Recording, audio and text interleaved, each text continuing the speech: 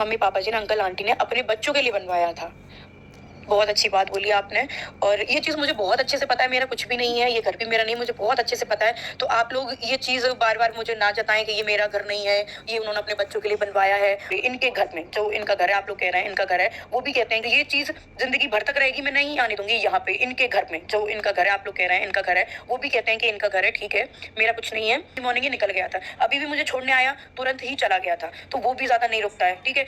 और एक और बात कि अपने बेटों के लिए बनवाया, जिनके लिए भी बनवाया, और कोई तुम अपने मायके से नहीं लेके आई हो। अब बात किसी भी चीज़ की आती है ना, कोई भी चीज़ हो, एक्स वाई जेड, मैं इसी चीज़ के लिए तो मैं परेशान हूँ। फिर आप लोग भी इस चीज़ का सपोर्ट कर रहे हैं कि ये उनके बच्चों के लिए बनवाया था। तो हम कुछ है ही नहीं, हमारी उनके बच्चों से तो शादी हुई थी, हम कुछ है ही नहीं उनके, ठीक है, नहीं है जो भी चीज़ है वो ठीक है। इसीलिए मैं खुद अपनी ज़िंदगी, अपना जो भी मेरा सब कुछ मैं अपने आप ही तो कर रही हूँ, यही तो रीज़न है। और रीज़न क्या होते हैं? अब बच्चों की बात आए या फिर किसी चीज़ की, मेरे पति की, कोई भी चीज़ की, किसी भी चीज़ की बात है, तो उसमें क्या है, ये कि तुम अपने मायके से लेके आई हो, है ना?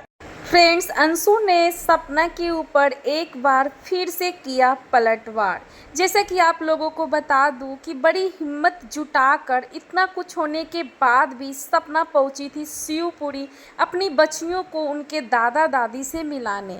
और उसने ये भी सोचा कि इसी बहाने मैं अपने सास ससुर का हाल चाल भी ले लूँगी। हो सकता है कि समय इतना कुछ बीता है, इतना अकेलापन इनको महसूस हुआ होगा, तो शायद फिर से वो मुझे एक्सेप्ट कर ले। लेकिन सास ससुर के नीयत में इतना बड़ा खोट निकला कि एक बार भी वो बहू को नहीं बोला कि बहू तुम यहाँ रुक जाओ, तुम्हारे बिना हम नहीं जी सकते, तुम्हारे और तुम्हारे बच्चियों के बिना मैं नहीं जी सकती, आखिर मेरे पास तुम लोगों के सिवा है क्या। लेकिन यहाँ पर तो अंशु की जो पट्टी है इमोशनल ब्लैकमेल की, वो पड़ी हुई है सास ससुर के आँखों पर कि सब कुछ दिख रहा है कि सपोली अंशु सपना को घर से भगाया, फिर उसके बाद उसी घर में आके रह रही है, लेकिन फिर भी सास ससुर का आँख बिल्कुल भी नहीं खुल रहा है।